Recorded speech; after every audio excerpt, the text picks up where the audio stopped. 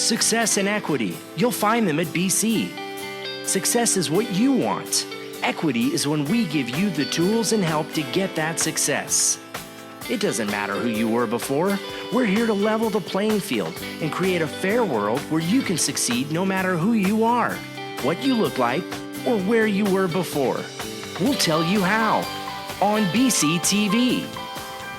And now your host, Francis Mayer. Good morning, everybody. Welcome to Success and Equity on BC TV. I'm your host, Francis Mayer, and today we're going to be talking about student health. We have over 25,000 full-time equivalent students at Bakersfield College from all walks of life, and as humans are wont to do, sometimes they get ill or they don't feel their best, and that is where Mr. Purcell and his staff, who are apparently watching with their eyes glued to the screen back on campus, that's where you guys come in, right? That's correct. And knowing that my staff is watching on live streaming, good morning, Nurse Debbie. And also good morning, Stella Ponce. All right. Well, good morning to both of you, and take it easy, all right? This is not his primary vocation, being a TV talent. He's a health specialist. What is your job title at the college, Mr. Purcell? I'm trained as a family nurse practitioner, and I'm the director of the Student Health Center. I've been doing the director's position since about September of last year, so I'm about 8 months into it, and steeply on the growth curve. That's what happens at BC. We get thrown into the pool and we learn to swim. A nurse practitioner is someone who works closely with physicians, right? A nurse practitioner and a physician's assistant, don't they have similar? Very similar. In the state of California, our practices are nearly identical. People either see nurse practitioners or physician's assistants most commonly when they go to their own primary care provider's office. Right. And so, as you know, at Bakersfield College, success is rule number one. That's right. Completion, success, and doing that in a timely fashion. Mm-hmm. So our mission integrates with that of the college in improving success and persistence through a person's academic career at Bakersfield College. So if you look at the state of California, we have 113 community colleges serving well over 4 million students, which puts us easily in the top 5 of all college systems in the United States. I did not know that, but I feel a lot more proud. And I didn't think that was possible because I'm very proud of the college, but we're part of a big system. Huge. So if you look at the data from National College Health Assessment, which is a standardized assessment that's been used since about the 80s by various colleges across the country, and then put that into the context of a consortium of surveys that were done just this year in the spring of 2016, we find that some of the top 10 reasons that students seek care and diagnosis and treatment include things like allergy problems, back pain, anxiety, depression, things like the common cold. And if you compare those data against what those same students will report as being delaying or stalling or a negative effect on their academic career, you'll find correlation. The first of these, stress. Stress is something that students seem to be perceiving more and more and has a steeply increasing trend. Work stress, sleep difficulties, anxiety, cold and flu, as we talked about, but also depression, finances, matters of the family are all in the top 10. So services that we provide are guided largely by the students' needs. Of course, when they come into the Student Health and Wellness Center, they may just want some over-the-counter medications, and so to that end, we offer select over-the-counter medications, including condoms sponsored by the California Condom Project, and those are accessible to anyone in the community. However, to access the other services of the Student Health and Wellness Center, you only need to be an enrolled student. Each enrolled student pays $13 of their fees to student health and wellness programs, and so that $13 can help provide you with a range of services, including over-the-counter medications, as I mentioned, 6 visits with our counseling staff. Edie and Dave are both, respectively, our licensed medical social worker and marriage and family therapists. And so that's 6 visits per semester.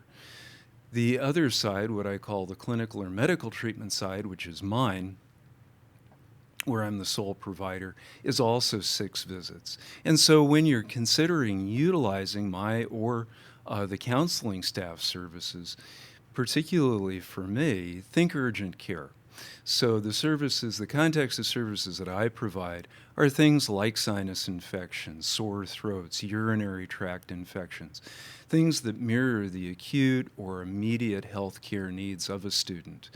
And where we do screen for blood pressure and blood sugar, we're not within our scope of practice to treat and ongoing refills for those. But in cases of emergency for students who are suddenly unable to get to their primary care physician for any hypertension medications or diabetic medications, I can write for a 1-month supply.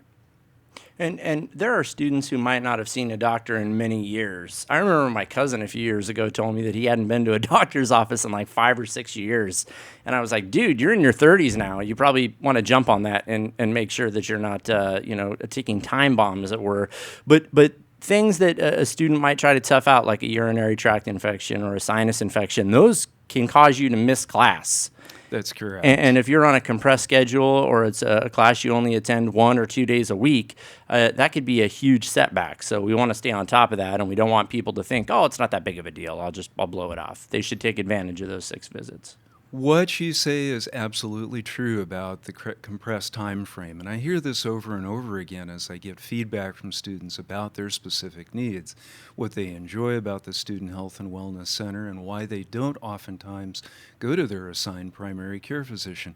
And it's anything that they can do on campus raises the convenience and accessibility. Many times I hear that it can take anywhere from 4 to 6 weeks to get in to see their primary care, and we have walk-in services, and certainly it may take 90 minutes or so for a walk-in, but we do extend to the extent we can, and it certainly beats the community. No, it certainly does.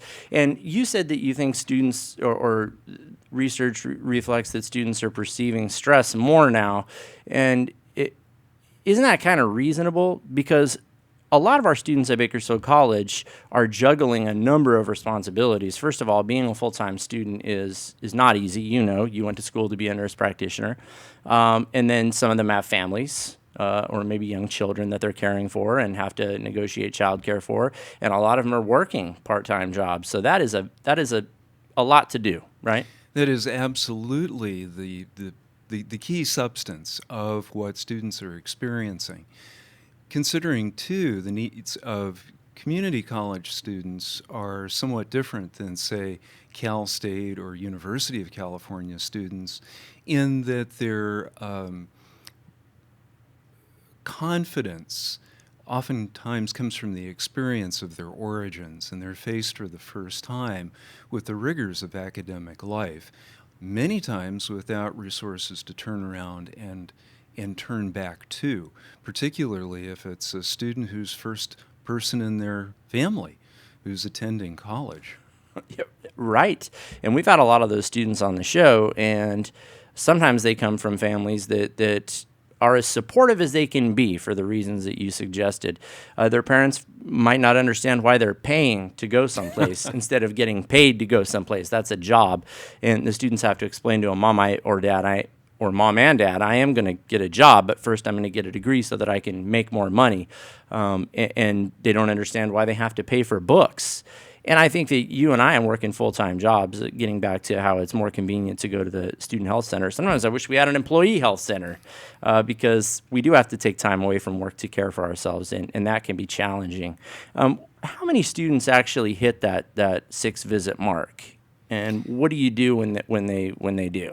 I love that question. Okay. First of all, given that I've been at this now 8-9 months, we are putting together mechanisms to extract data exactly like that. we live and die by data, so data mining is going to be very important as we approach future initiatives. Having a formulary of medications that I can dispense immediately to a student so that they're treated going out the door after that one experience, not having to go into town spending cash at Target, Rite Aid, not that those aren't completely worthy businesses. And yes, they are, right? Yeah. The Waltons with Walmart. Belen, I don't know if you knew this, but that's actually a business based out of Arkansas. And then you have Target, which is based out of Minnesota. But I digress. We'll have a geography lesson later. No, those are excellent. And a lot of healthcare now is data-driven, isn't it? Because we do have a large population group, like you pointed out before, in which to observe statistically relevant trends. Are there special health issues that apply directly to our student population, or is it diverse enough to where it's a reflection of greater society? I suspect that if we were to compare our data with the California Consortium survey, we'd find some overlaps.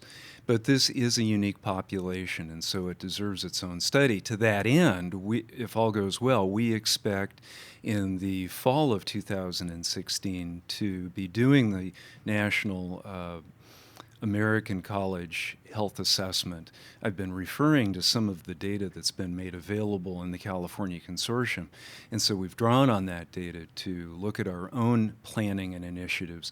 But we'll have that detailed information, should be in the fall, and think of it as being our campus health report card.